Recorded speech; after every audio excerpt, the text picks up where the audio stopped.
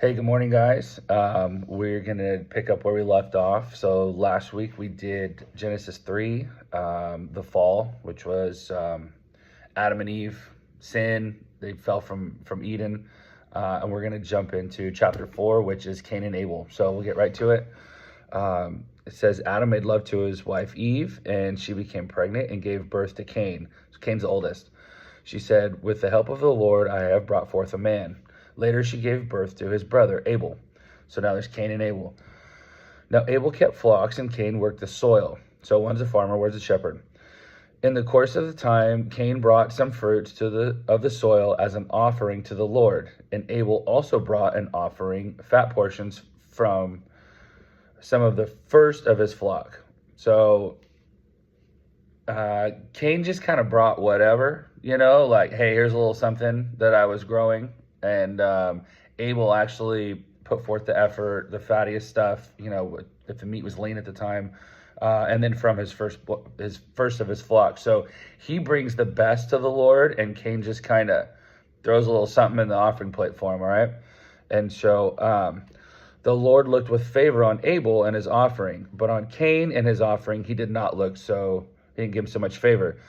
So then Cain was very angry, and his face was downcast. The Lord said to Cain, why are you angry? Because God still loves us, right? Like, even he didn't do right. He didn't give it 100%, but God still loves us. He says, why are you angry? Why is your face downcast? If you do what is right, will you not be accepted? But if you do not do what is right, sin is crouching at your door. It desires to have you, but you must rule over it. We can all relate to that, right? We know sin's around every corner. There's always temptations, and we're always in this kind of battle of good and evil, even within ourselves, one on each shoulder. And so we're always having to battle it too. Cain didn't do so well with that. So now Cain said to his brother Abel, let's go out to the field. While they were there in the field, Cain attacked his brother Abel and killed him. Then the Lord said to Cain, where is your brother Abel? I don't know, he replied. Am I my brother's keeper? So now Cain's like, he doesn't give, he just throws a little bit to the Lord. Then he's jealous of his brother, kills his brother. And then now God says, what have you done? He's like, it's not my turn to babysit him. So God's had enough of this. The Lord God said, what have you done? Listen, your brother's blood cries out to me from the ground. Now you are under a curse and driven from the ground, which opened its mouth to receive your brother's blood from your hand. When you work the ground, it will no longer yield its crops for you. You will be a restless wanderer on the earth. So, like, farming's out for him. He's got to go figure it out. God's going to make him kind of be a bum, essentially. Cain said to the Lord, my punishment is more than I can bear. Today you are driving me from the land, and I will be hidden from your presence. I will be a restless wanderer on the earth, and whoever finds me will kill me. But the Lord said to him, not so. Anyone who kills Cain will suffer vengeance 7 times over. Then the Lord put a mark on Cain so that no one would found him would kill him. So Cain went out from the Lord's presence and lived in the land of Nod, east of Eden. So now he's kind of outcast even more.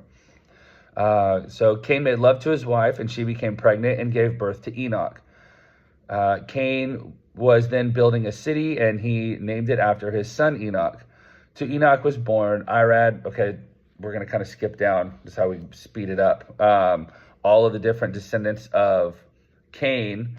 One of them mentioned is Lamech. Lamech marries 2 women, and then even so, Lamech, he has 2 wives, and he sets them down, and one's Ada and Zillah. He says, listen to me, wives. Hear my words. I have killed a man for wounding me, a young man for injuring me. So he's messed up too, right? If Cain is avenged 7 times, then Lamech 77 times. So in those days, there's really no kind of law or rule of the land. It's like, Hatfields and McCoys. Eye for an eye, tooth for tooth, or more. Like, you kill one of my family members, I'll wipe out your whole family. That's kind of his mindset here.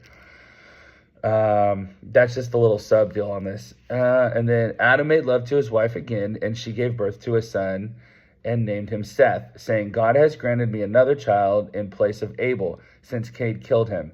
Seth also had a son, and his name was Enosh. At that time, people began to call on the Lord. So we're done right there.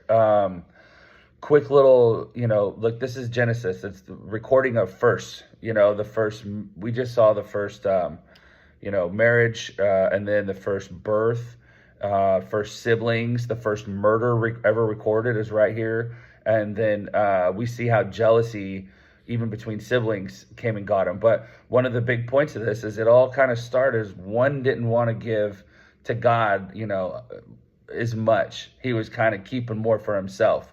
And we'll see that when we get into Moses in the desert and, the raining of manna, also how important that is to always rely on God and trust in God. And even if you feel like you're giving more than you can bear to the Lord, whether it's time, money, anything, in this world to make it a better place, if it's just draining you, look, God's got another plan to make it even better. So Cain's just killed Abel. And we're going to kind of move on next week into, from Adam to Noah and really start covering the timeline here. But anyway, love you guys. Have a great week. And we'll see you next time.